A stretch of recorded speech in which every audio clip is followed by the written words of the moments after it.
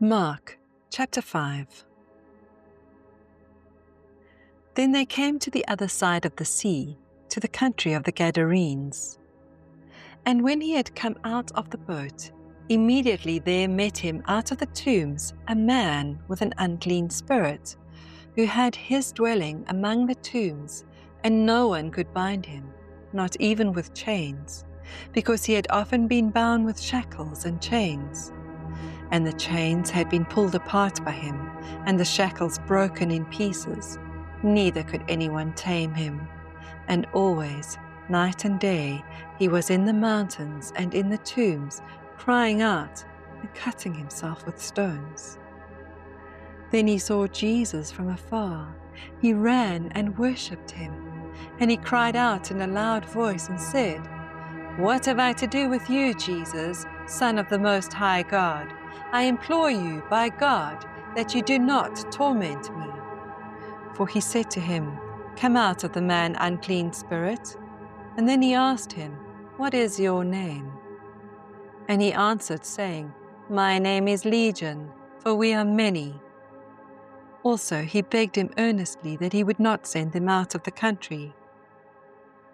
Now a large herd of swine was feeding there near the mountains. So all the demons begged him, saying, "Send us to the swine, that we may enter them." And at once Jesus gave them permission. Then the unclean spirits went out and entered the swine. There were about 2,000, and the herd ran violently down the steep place into the sea, and drowned in the sea. So those who fed the swine fled, and they told it in the city and in the country.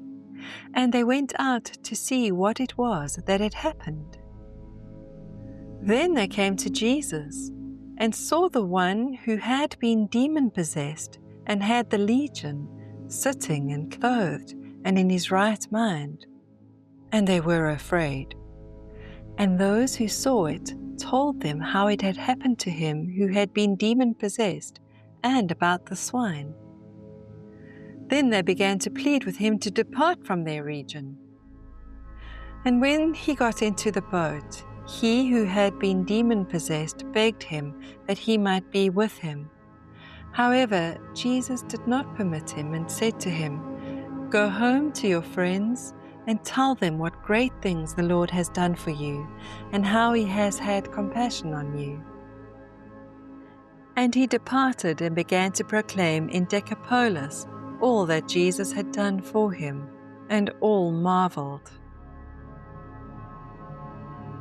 Now when Jesus had crossed over again by boat to the other side, a great multitude gathered to him, and he was by the sea. And behold, one of the rulers of the synagogue came, Jairus by name. And when he saw him, he fell at his feet, begged him earnestly, saying, "My little daughter lies at the point of death. Come and lay your hands on her, that she may be healed, and she will live." So Jesus went with him, and a great multitude followed him and thronged him. Now a certain woman had a flow of blood for 12 years, and had suffered many things from many physicians. She had spent all that she had, and was no better, but rather grew worse.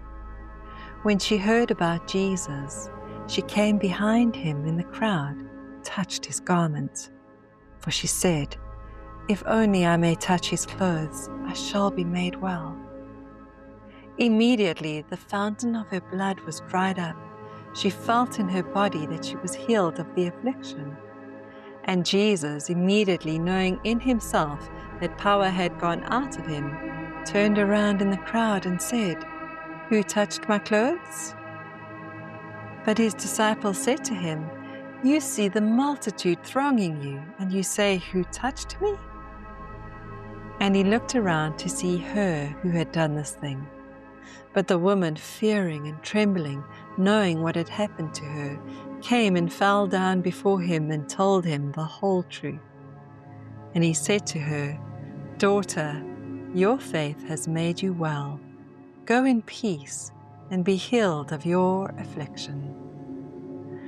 While he was still speaking, some came from the ruler of the synagogue's house and said, "Your daughter is dead. Why trouble the teacher any further?" As soon as Jesus heard the word that was spoken, he said to the ruler of the synagogue, "Do not be afraid, only believe." And he permitted no one to follow him except Peter, James, and John, the brother of James. Many came to the house of the ruler of the synagogue, saw tumult, those wept loudly. When he came in, he said to them, "Why make this commotion and weep? The child is not dead, but sleeping." And they ridiculed him. But when he had put them all outside, he took the father and the mother of the child and those who were with him and entered where the child was lying.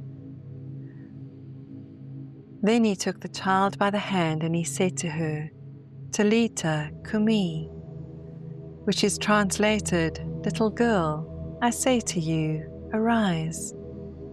Immediately the girl arose and walked, for she was 12 years of age.